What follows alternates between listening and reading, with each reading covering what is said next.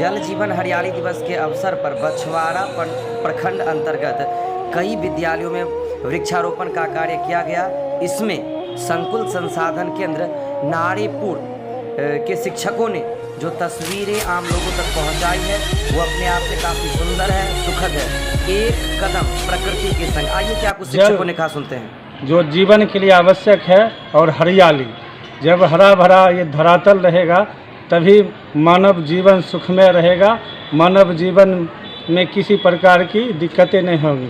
जिस तरह से जल हमारे लिए आवश्यक है उसी तरह से हरियाली भी एक मनुष्य या इस धरातल पर जितने जीव जंतु हैं उनके लिए आवश्यक संसाधन के रूप में माना जाता है। दिन प्रतिदिन असामाजिक तत्वों द्वारा हरे भरे वृक्ष को काटा जा रहा है, उनके बीच आप क्या संदेश देना चाह रहे हैं? हम यही संदेश देना चाह रहे हैं, जितने पेड़ पौधे की देखभाल हो एक जागृति लाई जाए, चाहे जिस विभाग के स्तर से हो। जैसे हम लोग शिक्षा विभाग से जुड़े हुए हैं तो बच्चे और अभिभावक से जुड़कर हम चाहेंगे जो ये कमी आए, पेड़ के प्रति लोगों को जागरूक बनाएं, जो हमारे लिए क्यों आवश्यक है, कितना आवश्यक है। इसके लिए अगर जागृति आ जाएगी तो ये बात दूर हो सकती है, इस तरह की धारणाएं समाज से दूर हो सकती है। तो ऐसा कहा जाता है कि पृथ्वी का फेफड़ा जो है पेड़ पौधा, इसलिए हमें इसके इम्पोर्टेंस को समझना चाहिए और इसको लेकर के हमें लोगों को जागरूक करना चाहिए। विद्यालय स्तर पे तो सरकार कर ही रही, हम लोग भी बच्चे लोगों को समझा रहे हैं। क्लास 7 में भी बहुत अच्छे ढंग से जो है चैप्टर में दिया हुआ है जल और जंगल, जिससे बच्चों के अंदर एक समझ जा रही है। लेकिन आवाम में इसको लोगों के बीच थोड़ा और जागरूक होना चाहिए। जैसे आमतौर पर देखते हैं रास्ते वगैरह में खास करके आपका जो होता है सप्लाई वाटर जो होता है, तो उसका जो इधर उधर फुट फाट जाता है उससे जो निकलता है पानी, तो उसे बंद करने के लिए लोग जागरूक कम हैं, क्योंकि उनको लगता है कि ये हमारा नहीं। अगर घर में किसी का टैप नल अगर कुछ चालू रहता है तो उसको लोग कॉन्शियस होकर बंद करते हैं, क्योंकि उसमें उनको लगता है कहीं न कहीं उनका श्रम, उनका बिजली, उनका जो है कुछ खर्च हुआ है, इसलिए वो इतना एक्टिव रहते हैं। लेकिन रास्ते में कहीं पर अगर पानी निकल रहा है तो लोग उसको यूं ही मैंने बेजा खर्च करते हैं, या यूं कहें कि बेजा बर्बाद होने के लिए रहने देते, छोड़ देते हैं।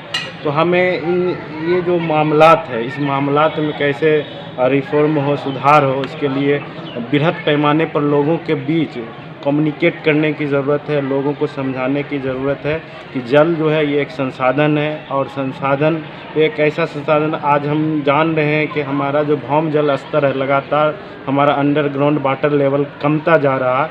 इसकी वजह यह है कि हमारा खपत अधिक है, और इस तरीके से हम देख सकते हैं कि आने वाले समय में जल संकट का एक रूप ले सकता है। जहाँ तक जंगल का बात है तो जंगल भी हम जान रहे हैं कि हमारा जो जंगल है वो पृथ्वी का फेफड़ा कहा जाता है, और वो जो है हमारे लिए प्यूरीफाई करता है। लेकिन आए दिन हमारा जो शहर है, जैसे प्रदूषित शहरों में अगर आप दिल्ली ले लीजिए, वहाँ की सरकार व्यवस्था के कारण आपको ऑड इवन नंबर चालू करने के बावजूद भी वहाँ जो है उतनी अच्छी जो है मैंने कि लोग सांस नहीं ले पाते हैं। तो हमें ये समझना चाहिए आज भी जो है शहरों की अपेक्षा हमारा जो ग्रामीण क्षेत्र है वहाँ स्वच्छ हवा मिलता है, तो सिर्फ़ और सिर्फ ये जंगल और ये पेड़ पौधों से। इसलिए अगर हमें स्वस्थ रहना है तो हमें इन दोनों चीज़ों को अपने जीवन में महत्व देते हुए, लोगों को भी जागरूक करते हुए, इसका जो दुरुपयोग है या यूँ कहे कि इसका जो लोग लालच लिप्सा में लोग जो खास करके जंगलों को समाप्त कर रहे हैं, वो उसको मैंने बड़े पैमाने पर सुधार करने की आवश्यकता है। भारत सदियों से ऋषि मुनियों का देश रहा है और यहाँ पे आयुर्वेद का जो सर्वांगीण विकास हुआ है वह एक मिसाल है। और इसी क्रम में आज कई प्रकार के पेड़ इन विद्यालयों में लगाए गए और लोगों से भावनात्मक अपील भी किया गया।